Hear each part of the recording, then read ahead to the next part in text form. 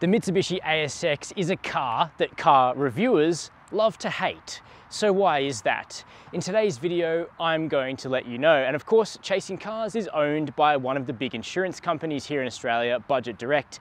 And that means that we get to actually speak our mind when we present car reviews. So this is going to be an independent and balanced look at the 2022 Mitsubishi ASX. And I've got the GSR sitting behind me in a rather fetching shade of orange.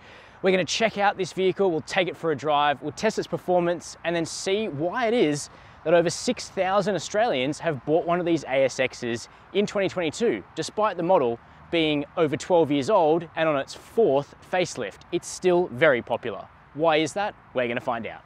I'm being honest with you guys when I tell you that I think Mitsubishi has managed to keep the ASX looking pretty fresh outside. It's not a bad looking small SUV, but it's when you get inside that you see just how dated this vehicle is. Now we know there's a next generation ASX on the way, so this isn't throwing massive shade at Mitsubishi because they've got to work with what they've got. And frankly, Australians appear to like what's on offer in the ASX because this car sells really strongly.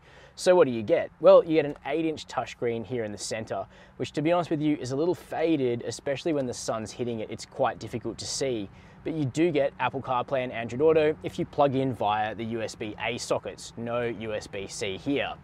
We've got a reasonably nice steering wheel in front of us with red stitching for the GSR model, and we're looking at traditional gauges. And likewise, you will not find a digital speedometer here, which is a problem in speed camera infested Australia. But you do get really nice metal, or very kind of good metal effect paddles here for the CVT transmission, which I'll talk to you about a little later in the video.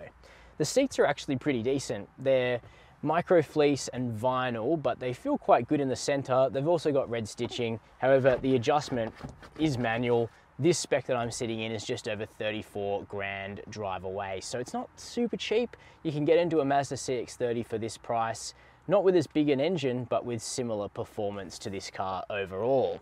What else about the interior? Well, the switchgear just looks 12 years old. That's simply how it is. The switches themselves are dated, but there's functionality here. It's pragmatic, everything works as it pretty well should.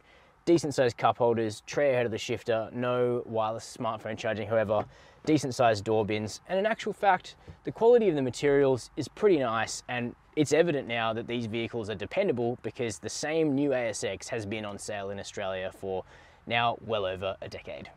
The back seat of the ASX is reasonable for adults, but it's not the most comfortable place to spend time because the seat base is really flat and the squab itself is actually quite short. But for taking teenagers or friends around for, up to a couple of hours at a time, I think the ASX will be totally livable. Now, you do get a few features back here. You get a flip down armrest between the seats, which is nice. And I actually do have to eat my words, which I'm happy to do. There is one USB-C port in the car, and it's right here next to an old style USB port as well.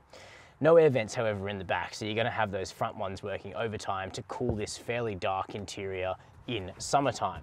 Now, you can get baby seats back here, but one of the issues with the passenger seat up front not having height adjustment is that it ends up being quite a squeeze to get an adult in the front seat and a rear-facing infant seat here in the back. So that's one thing to keep in mind. We'll put some footage up on screen here of baby seats in the back of an ASX, and let's check out the cargo space.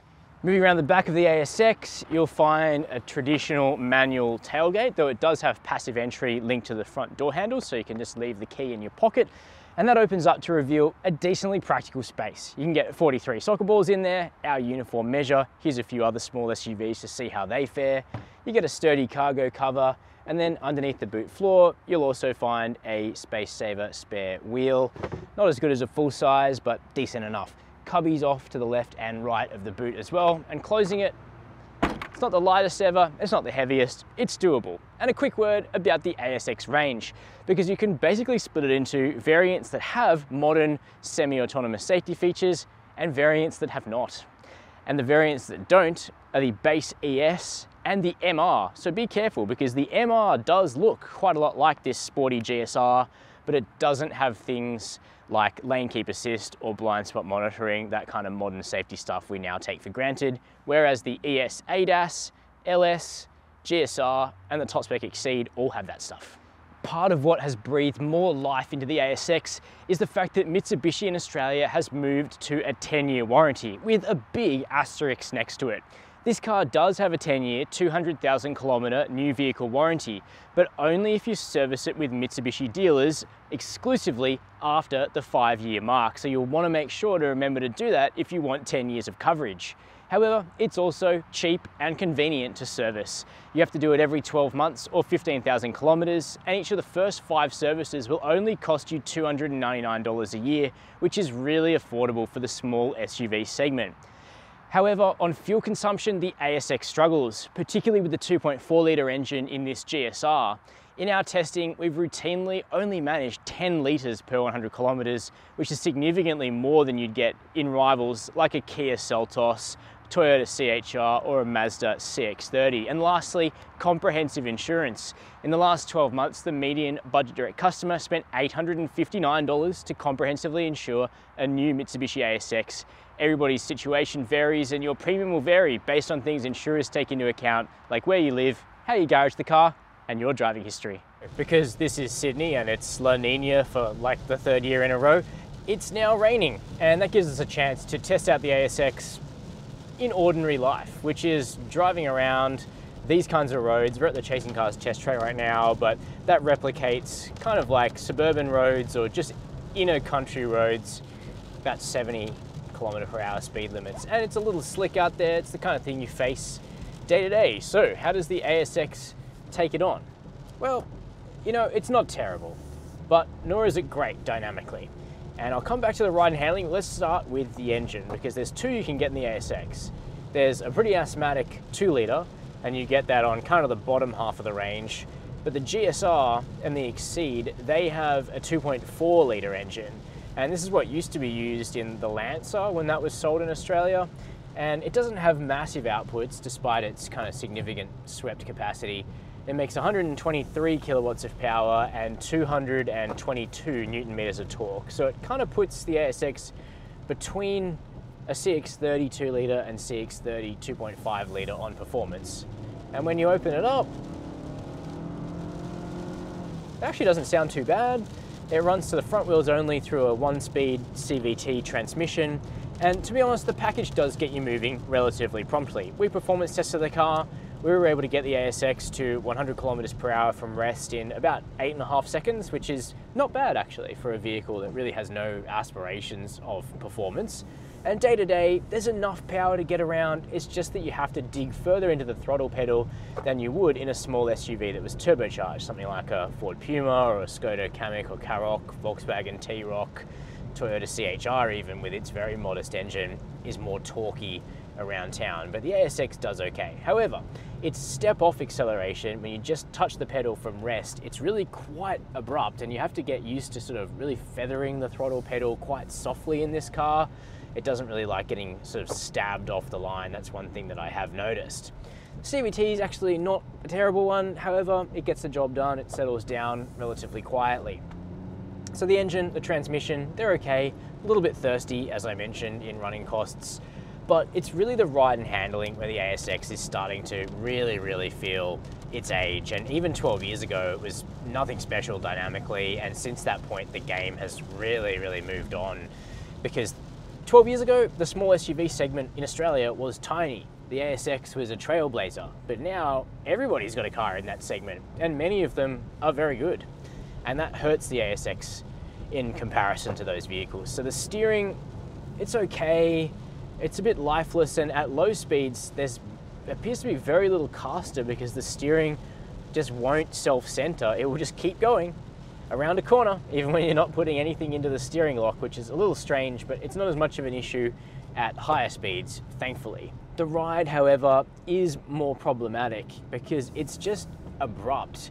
And particularly on a country road at higher speed, the ASX just feels like it drops wheels into bumps more so than some other cars. It doesn't have a kind of settled, supple ride that you would expect from something like one of the Skoda small SUVs that I've already mentioned.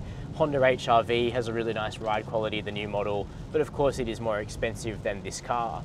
But as a basic appliance on four wheels to get the job done, well, you have to come to the conclusion that the ASX can do it. It just doesn't do it with the same refinement and sophistication as we're starting to expect of other cars of the same price. However, the chassis does have a level of polish and cohesion to it beyond options like the MG and the Haval in this segment, but it's struggling against mainstream rivals now from Toyota, Honda, Mazda, Hyundai, Kia, and the list goes on, which is why so much is riding on the shoulders of the next generation ASX, which we expect to arrive in the next 2 years.